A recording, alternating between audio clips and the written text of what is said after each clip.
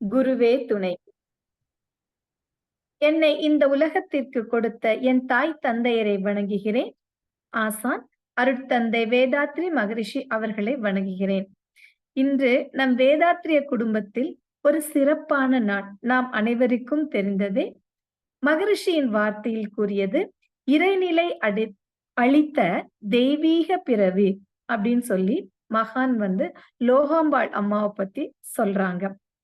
அருட்தந்தை இந்த சமுதாயத்திற்கு அருட்தொண்டு ஆற்றுவதற்காக முழுவதுமாக விட்டு கொடுத்த அன்னை லோகாம்பாள் அன்னையோட 110வது பிறந்த நாள் இன்று.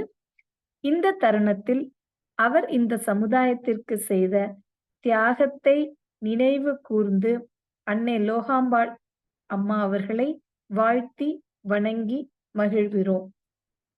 இந்த சிறப்பான தினத்துல சிந்தனை உரை வழங்குவதற்கு எனக்கு வாய்ப்பு கிடைச்சது ஒரு பெரும் பாக்கியமாக நான் கருதுகிறேன். முதலாவதாக, இந்த இணையத்தில் இணைந்திருக்கும் அனைத்து வேதாத்ரிய குடும்ப உறுப்பினர்களுக்கு வணக்கங்கள், வாழ்த்துக்கள். நல்லதொரு வாய்ப்பை நல்கிய நார்வே டென்மார்க் மனவளக்கலை மன்ற அறக்கட்டளை நிர்வாக உறுப்பினர்களுக்கு வணக்கங்களும் வாழ்த்துக்களும். இந்த நிகழ்வை நல்லதொரு முறையில் நடத்தி கொண்டிருக்கும் அருள்நிதி ரஞ்சினி அம்மா அவர்கள் வாழ்க வளமுடன். ஆழமான தவத்தை அருமையாக வழிநடத்திய அருள்நிதி போனா அம்மா அவர்கள் வாழ்க வளமுடன்.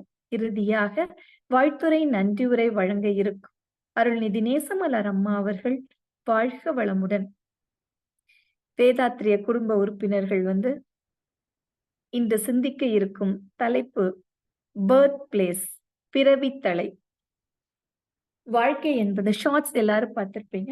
வாழ்க்கை என்பது என்ன அப்படின்னு பார்த்தோன்னா, எல்லாருக்கும் ஒரு ஒரு சந்தேகம் இருக்கும். இந்த வாழ்க்கை நமக்கு வரமா சாபமா அப்படின்னு தோணும். இந்த வாழ்க்கையில என்ன நடக்குது? நாம் பிறக்கிறோம், வாழறோம், இந்த வாழ்க்கையிலிருந்து ஒரு நாள் விடை பெறுறோம். அப்போ பிறப்புக்கும் இறப்புக்கும் அந்த இடையில் நடக்கிற அந்த அழகான அனுபவம் தான் வாழ்க்கை அப்படின்னு எல்லாரும் சொல்றாங்க. அது எல்லாருக்கும் அழகான அனுபவமா இருக்குதா அப்படின்னா அது சொல்ல தெரியல. சிலருக்கு ரொம்ப அழகான அனுபவமா இருக்கு, சிலருக்கு சில கசப்பான அனுபவமாக இருக்கிறது. இந்த வாழ்க்கைய முழுமையா அனுபவிக்கிறாங்கன்னு வச்சுக்கீங்களேன், நல்ல நிறைவான வாழ்க்கை, எல்லா வாழ்க்கை வளங்களும் நமக்கு கிடைச்சிடுச்சு, நான் முழுமையா வாழ்ந்துட்டேன் அப்படின்னு தோன்றவங்க என்ன சொல்லுவாங்க? எனக்கு இந்த பிறவி போதும், நான் எங்க இருந்து வந்தனோ அங்கேயே போகணும், என்னோட பிறந்த இடத்துக்கு போகணும் அப்படின்னு சொல்றாங்க. ஒருவேளை இந்த வாழ்க்கையில நிறைய அவங்களுக்கு நிறைய கஷ்டங்கள், அவங்களால வெளிவர முடியாத சில வருத்தங்கள் அப்படி இருக்கிறவங்களும் என்ன சொல்லுவாங்க? வாழ்ந்ததெல்லாம் போதும், எப்படா நான் வந்த இடத்துக்கு போவேன்னு தோணும். சோ 2 பேரும் ஒரே ஒரு விஷயம் தான் சொல்றாங்க. ஆனா வேறு வேற மனநிலையில சொல்றாங்க. 2 பேருக்கும் பிறந்த இடம் ஒன்றுதான். ஆனா அதுக்கப்புறம் வாழ்ந்து இங்க வாழ்க்கையை கொடுக்குற அனுபவம் மாறுபடுது. இதேதான் மகான்கள் செய்றாங்க. இதேதான் ஞானிகள் செய்றாங்க. அவங்களும் என்ன நினைக்கிறாங்க? பிறந்த இடத்திற்கு செல்லணும்னு நினைக்கிறாங்க. ஆனால் அவர்களால இந்த இடத்தை அடைய முடியுது. சாதாரண மனிதர்களாக அடைவதற்கு சில விதமான தடைகள் இருக்கு. அது என்ன அப்படின்றதான் நம்ம இப்ப பார்க்க போறோம். ஏன் மகான்களாலேயும் ஞானிகளாலேயும் அந்த மரணமில்லா பெருவாழ்வை அடைய முடிந்த நம்மால் ஏன் அதை அடைய முடியல அப்படின்னா, முதலாவதாக நமக்கு என்ன தெரியணும்? நம்மளோட வாழ்வோட நோக்கம் என்னன்னு தெரியணும். அந்த நோக்கம் தெரிந்தால் மட்டும்தான் நம்ம அடுத்த ஸ்டெப், வீட்டுக்கான மேப் இருந்தா மட்டும்தான் நம்ம அந்த வீட்டுக்குள்ள போக முடியும். நமக்கு மேப்பே இல்ல. ஏன் அந்த மேப் இல்லைன்னா, நம்ம இந்த அழகா வாழ்க்கைய அனுபவிக்கிறோன்ற பேர்ல வந்த ட்ராக்க மாத்திட்டோம். அப்படி மாத்துனதுனால நமக்கு அந்த பிறவி என்ன ஆகுதுன்னா தொடர்ந்து கொண்டே இருக்கிறது. இப்ப எல்லாரும் ஒரு சின்ன ஒரு ஒரு எக்ஸர்சைஸ் மாதிரி வச்சுக்கலாம். உங்களுக்கு எல்லாம் ஞாபகம் இருக்கும். நம்ம தவத்துக்கு முன்னாக நாடி சுத்தி பயிற்சி நம்ம பண்ணுவோம். நாடி சுத்தி பயிற்சி பண்ணும்போது நம்மளுடைய அந்த சுண்டு விரல் சொல்ற அந்த குட்டி விரலையும், மோதிர விரலையும், அந்த நடுவிரலையும் கீழ் நோக்கியும், ஆள்காட்டி விரலையும், கட்டை விரலையும் ஒன்றோடு ஒன்று இணைத்தும் தான் நம்ம நாடி சுத்தி செய்யத்தரும். ஒரு விரலை வச்சுட்டு ஒரு கைகளில் வைத்து மற்றொரு கைகளை நம்ம அந்த பிராணாயாமம் நம்ம செய்யறோம். அப்படிதானே? ஏன் அந்த 3 விரல்களையும் நம்ம சேர்த்து செய்யலாமே அப்படின்னு பார்த்தா, அந்த 3 விரல்கள வந்து நம்ம சேர்த்து வச்சுட்டோம்னா, இந்த இந்த 2 விரல சேர்த்து அந்த நாடி சுத்திய கன்டின்யூ பண்றதுக்கு ஏதோ ஒரு விதத்தில் அது தடையாக இருக்கிறது. அதே போல் தான் நம் வாழ்க்கையில இந்த அ நம்ம வந்து ஆள்காட்டி விரலும் நம்ம கட்டை விரலும் சேர்ந்து நம்ம கோயில்கள் எல்லாம் பார்த்தா தவ நிலையில இருக்கிற தட்சிணாமூர்த்திய நினைச்சு பாருங்க. சிவன நினைச்சு பாருங்க. இந்த 2ம் வைத்து இந்த 2 சின்முத்திரையில இருந்து தான் தவம் செய்துட்டு இருப்பாங்க. மீதி விரல்கள் எல்லாம் கீழ் நோக்கி இருக்கும். இதற்கு தத்துவமாக என்ன சொல்றாங்க அப்படின்னு பார்த்தோம்னா, இந்த 3 விரல்களும் மும்மலங்களை குறிக்கிறது. அந்த மும்மலங்கள் என்ன? ஆணவம், கண்மம், மாயை. இந்த ஆள்காட்டி விரல் எதை குறிக்கிறது அப்படின்னு பார்த்தான்னா, ஜீவாத்மா. ஜீவாத்மா நாம் ஜீவன்களாக வாழ்கிற நம்மை. அப்புறம் இந்த கட்டை விரல் எதை குறிக்கிறது அப்படின்னு பார்த்தா, பரமாத்மாவாக. இந்த 3 தலைகளை, இந்த 3 விரல்களை விடும் பொழுது, இந்த 3 மும்மலங்களை விடும் பொழுதுதான் மனிதனாகிய நாம், ஜீவாத்மாவாகிய நாம் வந்து அந்த பரமாத்மாவை அடைய முடியும். அப்படின்றத சிம்பலைஸ் பண்றதுக்காக தான் எல்லா கோயில்களிலும் இறைவன் எல்லாருமே என்ன செய்றாங்க? சின்முத்திரையில் தவம் செய்வதற்காக அந்த உருவ அமைப்பு வந்து அப்படிதான் வடிக்கப்பட்டிருக்கிறார்கள். அப்போ இந்த 3 நிலையிலிருந்து நாம் வெளிய வரணும். இது மும்மலங்கள் அப்படின்னு எல்லாரும் சொல்லியிருக்கிறாங்க. அந்த மும்மலங்கள் பற்றி நமக்கு எல்லாமே தெரியுது. ஆனா இந்த மலங்கள விட்டு எப்படி வெளிய வரணும்ன்ற வழி நமக்கு தெரியல. அப்போ இது என்ன நமக்கு தெளிவா எதுக்குள்ள நான் இருக்கிறோம் அப்படின்னு தெரிஞ்சா மட்டும் தான் அத விட்டு வெளிய வர முடியும். Diagnose is the half solution அப்படிம்பாங்க. நாம் புரிதல் மூலமா தான் ஒரு விஷயத்துக்கான மருந்த நம்ம கொடுக்க முடியும். இப்போ இந்த இறைநிலை அடையாம இருக்கிற இந்த மலங்கள் என்னன்னு பார்ப்போம். பொதுவாக மலம் அப்படின்னா என்ன சொல்லுவோம்னா, கழிவு பொருட்கள். நம் உடலிலிருந்து வெளியே செல்லும் கழிவு பொருட்களை நாம் என்ன சொல்றோம்? மலம் அப்படின்னு சொல்றோம். இறைநிலையை அடைய விடாமல் தடுப்பதும் அதே கழிவு பொருள் என்னன்னு பார்த்தோம்னா, அதுதான் 3 மலங்கள் சொல்கிறாங்க. முதலாவதாக சொல்றது வந்து ஆன்மா, ஆணவம். ஆணவம் அப்படின்னு சொல்றாங்க. அந்த ஆணவம் அப்படின்னா என்னன்னு பார்த்தோம்னா, ஆன்மாவை பற்றி அறிவை மறைப்பது. ஆன்மா அப்படின்னா என்னது? ஆன்மா வந்து ரொம்ப பியூரா இருக்க வேண்டியது. அமைதியா இருக்கிற ஒரு தூய்மையான நிலைதான் ஆன்மா. இந்த ஆன்மாவை மறைய செய்யற அந்த நிலைதான் ஆணவம். அது எந்த நிலையில நம்ம அந்த ஆன்மாவை மறக்கிறோம் அப்படின்னா, தான் அப்படின்ற ஒரு எண்ணம், நான் என்னும் அப்படின்ற ஒரு எண்ணம் நமக்கு எப்ப வருதோ, அப்ப வந்து அந்த ஆணவம் வந்து நமக்குள்ளாக வர ஆரம்பிச்சிடுது. அடுத்து என்ன செய்றோம்? பற்று. பொருள் மீது, மக்கள் மீது நான் உருவாக்கினேன். என்னால் கஷ்டப்பட்டு இது கிடைத்து, இதை நான் காப்பாற்றிக் கொண்டிருக்கிறேன். அப்படின்னு நம்ம வைக்கிறோம்ல.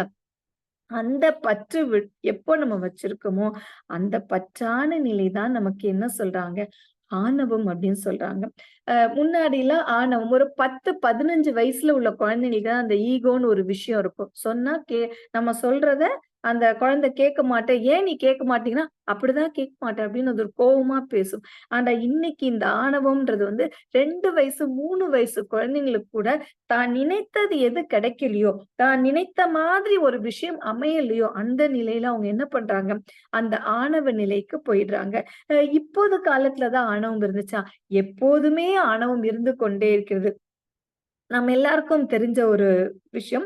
விஸ்வாமித்திரர் பெரிய அரசர் அவரு. நாட்டையே ஆண்டு மக்களுக்கு அவ்ளோ நல்ல செய்துட்டு இருந்த அரசரா இருந்த பொழுதும், அவருக்குள்ளாக ஒரு கேள்வி இருந்துச்சு. நம்ம எவ்வளவோ நாட்டுக்கு நல்லது செஞ்சுட்டு தான் இருக்கிறோம். ஆனா அந்த அக்ஷய பாத்திரம்னு ஒண்ணு இருக்கே, அதுலேருந்து எப்படி வந்துகிட்டே இருக்கு. அது ஏதோ ஒரு சாத்தியப்படுது. முனிவர்களால அத சாத்தியமாக்கப்படுகிறது. இதில் ஏதோ ஒரு ரகசியம் இருக்குதே அப்படின்னு சொல்லிட்டு, அவர் என்ன பண்ணாருன்னா, முனிவரா மாறணும்னு சொல்லி காட்டுக்கு போய் தவம் செய்தாரு. தவம் செய்ய செய்ய தவ வலிமை அவருக்கு அதிகமாயிட்டே இருந்தது. எல்லாரும் அவரை வந்து ரிஷின்னு ஒத்துக்கிட்டாங்க. ஆனா அவரோட கனவு என்னவா இருந்ததுன்னா, வசிஷ்டர் வாயில பிரம்ம ரிஷி வாங்கணும் அப்படின்ற ஒரு எண்ணம் இருந்துட்டே இருந்துச்சு. அதற்காக எவ்வளவோ முயற்சி சொல்றாரு. அவர் மன்னரா இருக்கும் பொழுதும், அவர் வந்து காட்டுக்கு செல்லும் பொழுதும், அந்த கடந்து செல்லும் வீட்டுக்கு போகும் பொழுதும், யாராவது அவங்கள வீட்டுக்குள்ள அழைச்சாங்கன்னா, அது ஒரு சாதாரண வீடா இருக்கலாம். ஒரு குடிசை வீடா இருக்கலாம். அ அதாவது ஹை ரைஸ் வால் இல்லாத வீடா இருக்கலாம். அந்த வீட்டுக்கு போம்போது கூட அவர் என்ன பண்ண மாட்டாராம், தலை குனியாம நெஞ்ச அப்படி நிமிர்த்தி அந்த வீட்டுக்குள்ள போவாராம். என்னதான் தவம் செய்தாலும், என்னதான் அரசனாக இருந்தாலும், அவருக்கு உள்ளாக இருந்த அந்த ஆணவம் என்ன பண்ணுச்சு அப்படின்னா, அவரால அந்த ரிஷி அப்படின்ற நிலையை அடைய முடியல. பலமுறை முயற்சி செஞ்சுட்டே இருக்காரு. வசிஷ்டர் தன்னை எப்படியாவது சொல்ல வேண்டும், எப்படியாவது சொல்ல வேண்டும் நினைக்கிறாரு. ஆனா வசிஷ்டர் சொல்லவே இல்லையாம். ஒரு காலகட்டத்துல கடுமையா தவம் இருந்து தன்னுடைய அகங்காரத்தை என்னைக்கு ஆணவத்தோட தூய்மையான தமிழ் வார்த்தை அகங்காரம், என்னைக்கு தன்னோட அகங்காரத்தை முழுமையா அவர் துறந்துட்டு வசிஷ்டர்ட்ட போய் நான் எல்லாத்தையுமே நான் துறந்துட்டேன், இனிமேல் எனக்கு எதுவுமே இல்லை அப்படின்னு எந்த தருணத்துல சொல்றாரோ அந்த தருணத்துலதான் அவர் வசிஷ்டர் வாயால பிரம்மரிஷி பட்டம் வாங்கினாரு அப்படின்ற தகவல் எல்லாம் நமக்கு தெரியும். சோ இந்த ஆணவம் அப்படின்ற ஒரு விஷயத்த நம்ம முதல்ல விட்டாதான் நம்ம இறைவனை நோக்கி ஃபர்ஸ்ட் ஸ்டெப் எடுத்து வைக்கிறோம். ஏன் இந்த ஆணவத்துக்கு மட்டும் அவ்வளோ வேல்யூ அப்படின்னா, எந்த ஒரு குழந்தை வீட்டுல இருக்குன்னா முதல் குழந்தைய ரொம்ப சரியா வளர்க்கணும்னு சொல்லுவாங்க. முதல் குழந்தை சரியான பழக்க வழக்கம், சரியான நடைமுறை இருந்தாதான் அடுத்து வர குழந்தைகள் அக்காவை மாதிரி நீ வளரணும், அண்ணாவை மாதிரி நீ வளரணும் அப்படின்னு நம்ம சொல்லுவோம்ல. சோ இந்த ஆணவம் அப்படின்ற ஒரு விஷயத்த நம்ம சரி பண்ணிட்டோம்னா இறைநிலையை நோக்கி நம்ம பயணிக்க தொடங்கிட்டோம்னு அர்த்தம். இந்த ஆணவம் குடும்பத்திலேருந்து இந்த நாட்டுல ஏற்படுற போர்ல இருந்து இந்த உலகத்துல ஏற்படுற எல்லா பிரச்சனைகளுக்கும் காரணமா இருக்குதுன்னா அது இந்த ஈகோ அப்படின்ற ஒரு விஷயம்தான். அடுத்ததாக இருக்கிற மலம் என்னன்னா கண்மம் அப்படின்னு சொல்றாங்க. ஒரு செயல் செய்யறோம், அந்த செயலுக்கு ஒரு பதிவு வருது.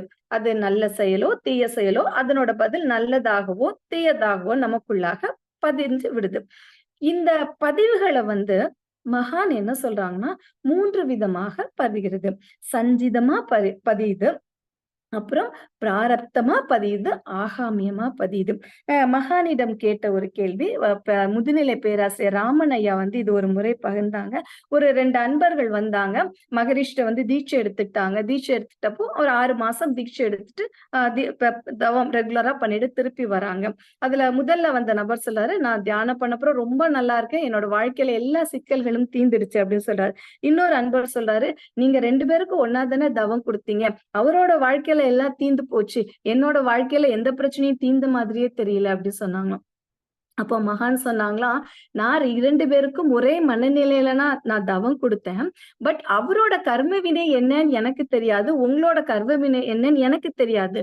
உங்க கர்ம வினைக்கு ஏற்ப நீங்க என்ன சஞ்சிதமா கொண்டு வந்திருக்கீங்களோ அதனோட பலன்களை தான் அறிய முடியும். உங்களுக்கு என்ன சொல்றேன்னா, நான் தவம் உங்களுக்கு சொல்லி கொடுத்திருக்கேன். இந்த தவத்து மூலமா நீங்க ஒரு விஷயத்த புரிஞ்சுக்கணும். தவம் பண்றதுனால மட்டும் எல்லா கர்ம வினையும் நமக்கு தீந்துராது. சஞ்சிதமா நான் கொண்டு வந்த இந்த கர்ம வினையை நான் தீக்கணும்னா இன்னும் சில விஷயங்கள் செய்யணும். இதை பற்றிய புரிதல் தான் உங்களுக்கு இந்த தவம் கொடுத்திருக்கேனே தவிர கம்பேர் பண்ணக்கூடாது அப்படின்னு சொல்லி சொன்னாங்க. அந்த அன்பருக்கு ரொம்ப ஒரு தெளிவான மனநிலை இருந்துச்சு. ஓ, இனிமேல் நம்ம புரிந்து இந்த வாழ்க்கையை நடத்தணும் அப்படின்னு தோணுச்சுன்னா. இந்த புரிதல் இல்லாம பெரியவங்க செஞ்சாங்க நாங்க செய்யறோம் அப்படின்னு நம்ம செஞ்சுட்டு இருக்கும்போது என்ன நடக்குதுன்னா, நமக்கு அறிவுல தெளிவு நிலை வரல. தவம் செஞ்சா கூட அந்த தெளிவு நிலை வந்தாதான் நம்மளால் இறைநிலையை அடைய முடியும். புத்தபிரான் வாழ்வில் நடந்த ஒரு விஷயம் எல்லாருக்கும் நமக்கு தெரியும். புத்தபிரான் பல ஆயிரம் மக்களுக்கு ஞானம் கொடுத்தாரு, தீட்சை கொடுத்தாரு. அவருடனே அவரோட பிரதர் ஒரு கசின் இருந்தாரா, அண்ணா இருந்தாரா, புத்தர் கூடயே லீட் பண்ணாராம். அண்ணன்ல எப்போதும் அண்ணனுக்கு கொஞ்சம் வேல்யூ ஜாஸ்தி இல்ல, அண்ணன் சொல்றதை கேட்கணும்னு வழக்கப்பட்ட குடும்பத்துல வந்தவங்கள. சோ இவர் எல்லாரும் கத்துக்கிட்டே இருந்தாராம். அப்புறம் புத்தர் அவரை விட்டு செல்லும் பொழுது கூட அவருக்கு ஒரு பெரிய மன வருத்தம்லாம் இல்ல. மற்ற சீடர்கள்லாம் ரொம்ப எழுதிருக்காங்க, இவருக்கு மன வருத்தம் இருந்தா கூட அவர் ரொம்ப வெளிப்படுத்தாம இருந்திருக்காரு. கொஞ்ச காலம் கழித்து சத்சங்கம் தொடங்குறாங்க. புத்தரை பற்றிய புத்தகங்கள் எழுதலாம், அவற்றை பற்றிய தகவல்கள் மக்களுக்கு பரப்பலாம் அப்படின்னு சொல்லும் பொழுது அந்த இடத்துக்கு கூட இந்த ஆனந்தனை கூப்பிடலையாம். இவர் ரொம்ப ஃபீல் பண்றாரு, நம்ம புத்தர் கூடயே இருந்தோம், புத்தர் கூடயே டிராவல் பண்ணோம், நம்மளையே கூப்பிடல அப்படின்னு நினைக்கிறாராம். அப்போ அவர் வெளியே இருந்திருக்காரு. ஒரு விசும்பல் சத்தம் கேட்டு இருக்கு. அப்போ இந்த புத்த பிட்சுக்கெல்லாம் ஓடி போய் ஏன் நீங்க அழறீங்க அப்படின்னு சொல்லி கேட்டிருக்காங்க. அப்போ அவர் சொல்லியிருக்கிறாரு, இன்னைக்குதான் நான் ரொம்ப வருத்தப்படுறேன், புத்தரோட அருமை தெரிஞ்சு நான் இல்லாம இருக்கிறேன் அப்படின்னு சொல்லிட்டு. அப்போ அவருக்கு ஒரு விஷயம் ஞாபகம் வருது. புத்தர் அவர்கிட்ட சொன்னாங்களாம், நீங்க என் கூடயே இருந்ததுனால நான் உன்னோட அண்ணன் அப்படின்ற ஒரு எண்ணம் இருக்கு. சஞ்சிதமா அண்ணா சொல்றத பையன் கேட்கணும் அப்படின்ற ஒரு தொடர் உங்களுக்கு இருக்கு. அந்த தொடரை விட்டுட்டு என்னைக்கு நீங்களா முன்னேறும் நினைக்கிறோங்களோ அன்னைக்குதான் உங்களுக்கு இந்த ஞானம் கைகூடும் அப்படின்னு சொன்னாரு. அந்த விஷயம் வந்து அவருக்கு அந்த இடத்துல ஞாபகம் வந்து அழைத்திருக்காரு. அப்போ அந்த புத்த பிட்சுக்கள் சொன்னாங்களா, இந்த நிமிடத்துல வந்து நீங்க உணர்ந்துட்டீங்க, சஞ்சீதமா எனக்கு இருந்தா கூட என்னால் அதை மாற்றி அமைக்க முடியும்ன்ற அறிவை நீங்க உணர்ந்துட்டீங்கல்ல, நீங்க தாராளமாக வந்து இந்த சங்கத்துல கலந்து புத்தரை பற்றிய விஷயங்களை எங்களோடு ஷேர் பண்ணலாம்னு சொன்னாங்களாம். புத்தர் கடைசியாக சொன்ன வார்த்தை, அப்போ தீபோ பவ, உன்னால் மட்டுமே உனக்கு ஞானத்தை கொடுக்க முடியும். குரு வழியாக வந்தால் கூட தன்னிலை விளக்கம் பெறது மூலமா தான் இந்த ஞானத்தை அடைய முடியும். சோ இந்த கண்மம் அப்படின்ற நிலையிலிருந்து நம்ம வெளியே வரும் பொழுது அடுத்த நிலை நாம் இறைநிலையை நோக்கி சென்று கொண்டிருக்கிறோம். நியூட்டன் வெஸ்டர்ன்ல கூட இத சொல்றாங்க, each and every action has same and opposite reaction. Anandan அவர் பிரதரா இருந்தாரு, பட் ஒரு ஸ்டெப் அதிகமா இருந்தார். ஆப்போசிட்டா என்ன நினைச்சாரு, என்னதான் இருந்தாலும் நான் உன்னை விட பெரியவன் தானே அப்படின்னு நினைச்சாங்களா. அது என்ன ஆப்போசிட் ரியாக்ஷன் கொடுத்தது, அவரால் அந்த ஞான நிலையை அடைய முடியாத அந்த ஒரு தடுப்பு சுவராக அவரோட அந்த கண்மம் அவருக்கு இருந்தது. மூன்றாவதாக மகான் சொல்றது வந்து மாயை.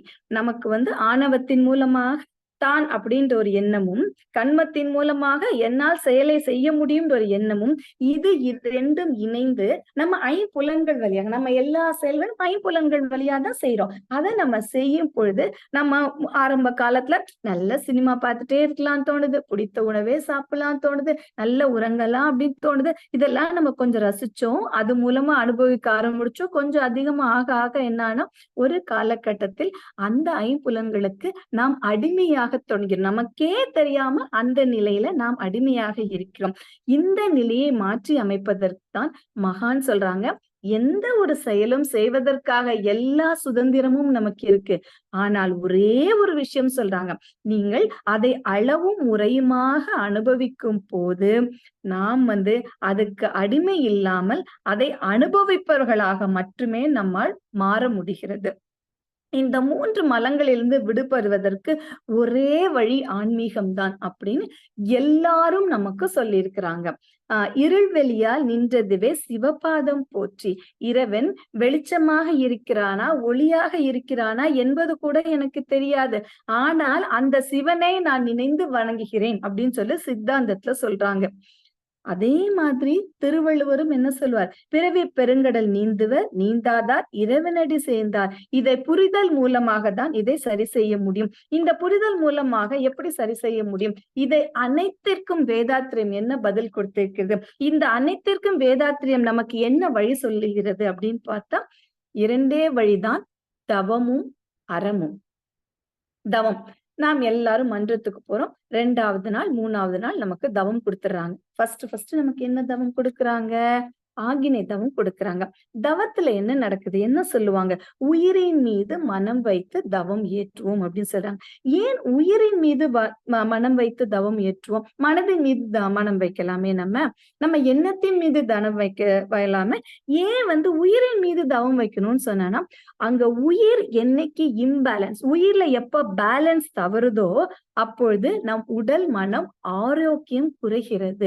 சோ அந்த உயிர் இயக்கத்தை சரி செய்த அந்த நிமிடத்தில் உயிர் மனம் ஆடல் ஒரே நேர்கோட்டுல வந்துடுது. உயிர் மனம் உடல் இந்த 3 இயக்கமும் ஒரே நேர்கோட்டுல வந்துடுது. திருமூலர் சொல்வர், தவம் அறமே துணையாமே. இந்த 2மே நம்ம வாழ்க்கைக்கு துணையாக இருக்கிறது. ஆகினை தவம் செய்யறோம், ஆகினையில என்ன நடக்குது, இச்சை வயப்பட்ட நம்ம மனம் என்ன ஆகுது, இச்சை வழியாகவே செயல்பட்டுட்டு இருக்கும்போது ஆகினையில நமக்கு குரு டச் கொடுக்கும் போது நமக்கு அந்த ஃப்ரீக்குவன்சி ஃபர்ஸ்ட் குறையுது. இந்த ஃப்ரீக்குவன்சி குறையிறதுனால நமக்கு விளைவறிந்த விழிப்பு நிலை ஏற்படுகிறது. இந்த விளைவு, இந்த செயலுக்கான விளைவறிந்த விழிப்பு நிலை ஏற்படும் பொழுது நம்ம என்ன ஆகும், செயல்கள் எல்லாம் சரியாக செய்ய தொடங்குகிறோம். இது மூலமாக ஆகாமிய கர்மம் நம்மை விட்டு போகிறது. 3 நாள் கழித்து இல்ல 1 வாரம் கழித்து நமக்கு என்ன பண்ணுவாங்க, சாந்தியில இருந்து அடுத்து துரிய நிலைக்கு நம்மளை கூட்டிட்டு போவாங்க. துரிய நிலைய தவம் ஏற்படும் பொழுது அந்த விழிப்பு நிலை, ஏற்கனவே விழிப்பு நிலைக்கு வந்துட்டோம், இன்னும் அதை அழுத்தமா நம்ம பண்ண போது என்ன நடக்குது அப்படின்னா, அந்த விழிப்பு நிலையில செயல் திருத்தம், ஒரு செயல் செய்யறோம், அந்த செயலோடது சரியா தவறா விளைவு என்ன தெரிஞ்சது, அந்த செயல்ல நாம் திருத்தம் செய்கிறோம். எப்படி திருத்தம் நடைபெறும்னா, மூளை செல்கள் தவம் செய்யறது மூலமா மூளை செல்கள் வந்து ரொம்ப ஆக்டிவ் ஆகுது. அப்ப அந்த ஆக்டிவ் ஆகும் பொழுது நமக்குள்ளாக இன்ட்யூஷனாக நிறைய செயல்கள் செயல்பட தொடுகிறது. அது வழியே அறிவு வழியே நாம் வந்து செயல்பட தொடுகிறோம். இதனால் பிராரப்த வினைகள் நம்மை விட்டு போகிறது. இதை எல்லா அமைப்புகளையும் சொல்லிக் கொடுக்குறாங்க. எங்க போனாலும் ஆகினை தவம், துரிய தவம் எல்லாருக்கும் சொல்லிக் கொடுக்குறாங்க. ஆனால் நம் மனவளக்கலையில மட்டும்தான் மகான் இன்னும் அடுத்த நிலைக்கு ஒரு குழந்தை இருக்கு, ஃபீவர் இருக்குது, கொஞ்சம் மெடிசின் குடுக்குறோம், 5 ml குடுக்க சொல்லியிருக்கிறாங்க, சரியா இல்ல அப்படின்னு போகும்போது, ஒரு தாயா நம்ம என்ன நினைப்போம்? டாக்டர்ட்ட பேச முடியாது, டாக்டர் பிஸியா இருப்பாங்க. நம்ம ஒரு கூட 2 ml குடுத்து பார்ப்போமா? இந்த குழந்தைக்கு சரியாகும். அப்ப அந்த தாய் என்ன நினைப்பாங்க? குழந்தை நலமாக இருக்கணும். அந்த எண்ணத்தோட சேர்ந்து அந்த மருந்த குடுக்கும் பொழுது, அந்த 2 மணி நேரத்துல அந்த குழந்தை சரியா கொஞ்சம் மெடிசின்ஸ் தான் கூட்டுறாங்க. ஆனா அந்த குழந்தை கம்ப்ளீட்டா ரெக்கவர் ஆகுது. அதே மாதிரி தான் மகான் நமக்கு துரியத்திலிருந்து துரியாதீதம் போகும் பொழுது அவரோட கைய புடிச்சிட்டு நம்மள அங்க கூட்டிட்டு போறாங்க.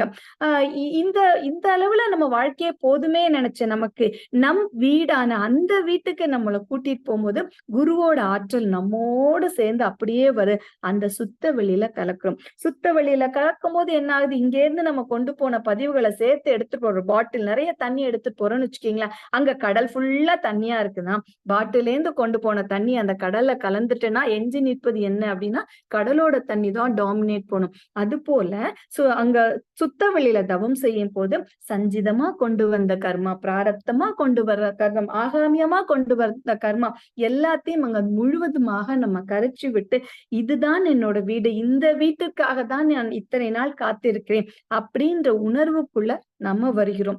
செயல் விளைவு தெரிஞ்சிட்டு செயல் திருத்தம் நம்ம செஞ்சுட்டு அடுத்த நிலை என்னவாக இருக்கும் அப்படின்றத பத்தி மகானோட வழியில ஒரு பாடல். பிறவி கடல் நீந்தலாம், பல ஆயிரம் பிறவி எடுத்து ஏற்ற பாவ பதிவுகளை ஒரு பிறவி காலத்துள் மாற்றி நலம் அடைந்து மனிதனாகி தெய்வமாகி உய்ய நல்ல வாய்ப்பு ஆற்றல் இவை நமக்களித்த இயற்கை. நமக்கு எல்லாமே மாறதுக்கு இயற்கை எல்லா வாய்ப்பும் கொடுத்து விட்டது. நில உலகில் அடுத்து என்ன வரணும்? நில உலகில் மனிதரிடம் அமைந்துள்ள உண்மை நேர்முகமாய் கருமையை தூய்மை உணர்ந்து ஆற்றி பலனடைய அகத்தவத்தால் பரம் உணர்ந்து அறத்தின் பாதையிலே ஒத்து உதவி வாழும் முறை போதும். நான் காலையில இருக்கிற துரியாதீதம் தவம் ஒழுங்காறு செய்யறேன். அது மூலமா சஞ்சித பிராரப்த ஆகாமிய கர்மா பண்றேன். ஏற்கனவே சொல்ல மாதிரி அந்த 3 விரல்களையும் நான் விட்டுருக்கேன். மானவம் கண்மம் மாயை நான் விட்டதுனால ஜீவாற்றல் பரமாத்மாவோட இணைந்துடுறேன். சோ எனக்கு முழுவதுமாக என்னோட பர்த் பிளேஸுக்கு போயிட்டேன் அப்படின்ற ஒரு எண்ணத்துல நம்ம இருப்போம். அப்படித்தானே? 20 நிமிடம் தவம் முடிஞ்சு வந்தாலே நமக்குள்ளாக ஒரு ஃபீலிங் இருக்கும். நான் முடிச்சுட்டேன், என்னோட பிறவி தலை சைக்கிள் இல்லாம நான் இறைநிலை அடைஞ்சிட்டேன்னு இருக்கும். அது மட்டும் போகுமா? அடுத்து இருக்கிற அந்த 23 மணி நேரம் தான் அதனோட டார்கெட் நமக்கு. சோதனை கூடமாக நம் வாழ்க்கும் இந்த வாழ்க்கை நிலை. அப்போ தவம் செஞ்சு அடுத்ததாக என்ன சொல்லியிருக்காங்க மகான்? அறம் கொடுத்திருக்கிறாங்க. என்ன அறம்? அறத்தில் ரொம்ப சிறந்த அறம் என்ன அப்படின்னு பார்த்தோம்னா அது கடமை அறம். கடமையை 5 விதமாக பிரித்திருக்கிறார்கள். தான், குடும்பம், சுற்றம், ஊர், உலகம். தான் அப்படின்ற கர்மத்துல ஸ்வதர்மமாக என்ன செய்ய வேண்டும்? காலையில் முடித்தவண்ணம் இந்த உடலை காப்பதற்கான முழுமையான எளிமையான அந்த ஸ்கை யோகா எக்ஸசைஸ் செய்ய வேண்டும். அடுத்ததாக காயக்கல்பம். நம் ஆத்ம சக்தி ரொம்ப முக்கியம். அந்த ஆத்ம சக்தி நல்லா இருந்தால் மட்டும்தான் இந்த வாழ்க்கையை நாம் அமைதியாக வாழ முடியும். அந்த ஆத்ம சக்தி உயர்த்துறது, அந்த உயிரோட இயக்கத்தை உயர்த்துற அந்த காயக்கல்பத்தை செய்ய வேண்டும். இந்த 2ம் செய்யும் பொழுது அந்த பிராண சக்தியும் ஆத்ம சக்தியும் சேர்ந்து இயங்கும் பொழுதும் நம் வாழ்க்கை அமைதியாக ஆரோக்கியமாக ஆனந்தமாக இருக்கணும். அப்படின்னா மெடிடேஷன், அகத்தவம், அகத்தாய்வு செய்தல் வேண்டும். இந்த சக்தி எல்லாம் நான் பண்ணிட்டேன் அப்படின்னா அடுத்ததாக நம் குடும்பத்துல நம்முடைய பெற்றோர்கள், வாழ்க்கை துணை, குழந்தைகளுக்கான சரியான கடமை ஆற்றினால் மட்டும் போதாது. இந்த தவத்துல ஒரு நிலை உணர்ந்தோம்ல, அந்த நிலையில் வாழ்ந்து நம்ம ஒரு எக்ஸாம்பிளா இந்த குடும்பத்துல இருக்கணும். அதுதான் இந்த குடும்பத்துக்கு நாம் செய்ய வேண்டிய கடமை. அடுத்ததாக சுற்றம், நாம் சுற்றி இருக்கிற உறவினர்கள், அவர்களுடன் ஒத்தும் உதவியும் வாழ வேண்டும். ஊராருக்கு செய்யும் அந்த நிஷ்காமிய தொண்டு, குடும்பம் சுற்றார் ஊரார் 3 பேருக்கும் நான் எந்த விதத்துல தொண்டாற்றணும் அப்படின்னு பார்த்தான்னா, நம்முடைய இந்த கலையை அவர்களுக்கு கொடுத்து அவர்களும் அடுத்த நிலையில் வாழ்க்கையில் பயணிப்பதற்கு நாம் எந்த அளவில் உதவி செய்ய முடியுமோ அந்த அளவில் நிஷ்காமியமாக தொண்டு செய்ய வேண்டும். கடைசியாக உலகத்துக்கு நாம் என்ன தொண்டு செய்ய முடியும் அப்படின்னு பார்த்தா, மகரிஷியோட வரிகளை எல்லாம் உயிர் அறிவே உள்ளுணர்வாய் பெறுதல் வேண்டும் அப்படின்னு சொல்றாங்க. தலைவர்கள் மட்டும் எல்லாரும் நாட்டை ஆள்றாங்க. அப்படி ஆளும் போது அவர்களுக்குள்ளாக அந்த உள் உணர்வு, அந்த உயர்ந்த உணர்வு, நல்ல எண்ணத்தையே கொடுக்க வேண்டும். அவங்க நல்ல எண்ணம் மூலமா நம்ம வாழ்த்துறது மூலமா அந்த நல்ல எண்ணங்கள் அவங்க மனதுல பதிந்து இந்த நாட்டை ஆளும் பொழுது நாடு, மக்கள், சுற்றம் எல்லோரும் நலமாக இருப்பாங்க அப்படின்னு சொல்லணும். சோ 2 விஷயம் ரொம்ப முக்கியமான விஷயம். நம்ம இந்த பிறவித்தலை வாழ்ந்து முழுவதுமாக இந்த சைக்கிளை முடிச்சுட்டு நம்ம வீட்டுக்கு போகணும்னா தவம் அறம் மேல் துணையாமே அப்படின்னு சொல்ற அந்த மகானோட வார்த்தைகளை நாம் இருக்கும். இந்த நிலையை நம்ம அடைஞ்ச அப்புறம் நமக்கு என்ன தோணும்? ஓடும் செம்பொன்னும் ஒக்கவே நோக்குவார். சேக்கிழார் சொல்றாங்க, நமக்கு பொண்ணை பார்த்தாலும் ஒரே மாதிரியா இருக்கணும், கல்லை பார்த்தாலும் ஒரே மாதிரியாக இருக்கணும். அந்த நிலைக்கு என்னைக்கு நம்ம மனநிலையை வந்துட்டோமோ அந்த நிலை நம்ம வீட்டுக்கு போறதுக்கான அந்த பயணம் மிக மிக ஈஸியாக ஆகிவிடும். ஆகவே அன்பர்களே, நிறைவாக தவம் அறம் துணையாக நின்று நாமும் நன்றாக இருந்து இந்த சமுதாயத்திற்கு தொண்டாற்றி இன்பம் காண வேண்டும் என்று கூறி நல்லதொரு வாய்ப்புக்கு நன்றி. வாழ்க வளமுடன். நன்றி அம்மா, நன்றி. வாழ்க வளமுடன்.